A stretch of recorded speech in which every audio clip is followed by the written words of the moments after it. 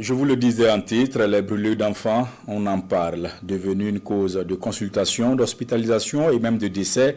Les brûlures infantiles sont un phénomène de plus en plus récurrent. Au service pédiatrique de l'hôpital Souro-Sanon, plusieurs enfants sont admis pour cause de brûlures. Quelles sont les causes de ce phénomène? Une équipe de la RTB, conduite par Bamakan Yannick Dabiré et Sayouba Mamboné, est allée faire le constat. Suivons le reportage. Centre hospitalier universitaire Souro-Sanon. Les pleurs d'enfants se mêlent à l'angoisse des parents.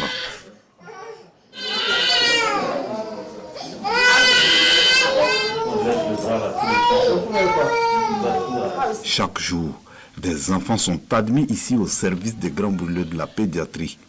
Parmi les urgences les plus redoutées, les brûlures, un drame silencieux qui touche principalement les enfants en bas âge. Déjà, il faut dire que la brûlure, c'est une destruction du revêtement cutané.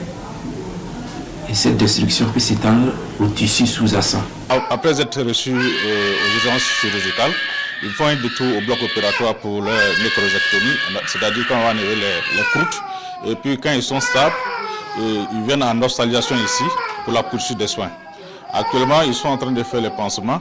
Donc en hospitalisation ici, ils reçoivent beaucoup de traitements, la poursuite des traitements.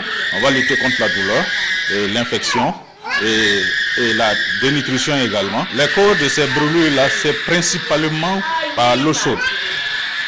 Ce que nous recevons ici, ce sont des liquides chauds. Ça s'appelle l'eau chaude, le café, le thé, ça s'appelle l'huile. Surtout, il y a certaines femmes qui fabriquent le soja pour vendre. L'eau chaude du soja, quand ils finissent, il faut s'en débarrasser. On a reçu des enfants aussi, où de l'eau s'est renversée sur eux, qui étaient dans la marmite.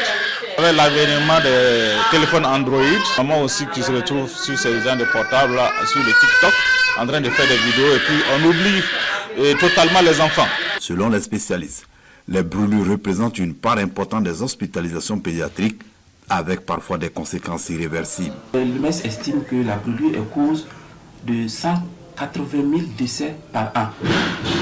Et ce problème est encore plus criard dans notre contexte, du fait de certains comportements, les retards de consultation, le recours systématique au traitement traditionnel avec application de toutes substances non recommandées, et enfin le plateau technique qui est un peu limité, qui ne permet pas de prendre en charge de façon optimale certains cas. Selon nos chiffres, nos statistiques hospitalières, ces 3 dernières années, nous avons hospitalisé 580 cas de brûlures graves.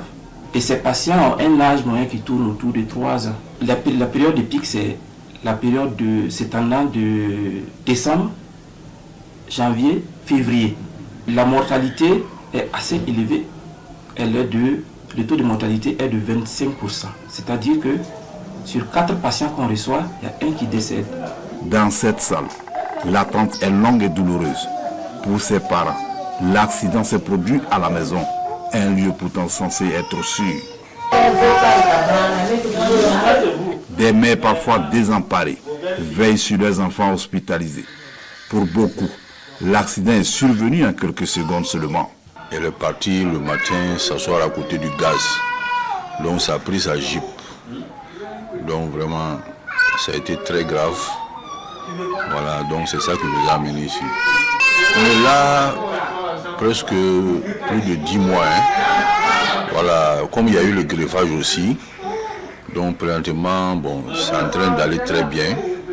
Mais en tout cas, on ne souhaite pas que ça arrive aussi comme ça aux autres, quoi. Sinon, c'est pas facile parce que les dépenses sont trop. Voilà, parce que les pansements sont chers. Beaucoup de compresses.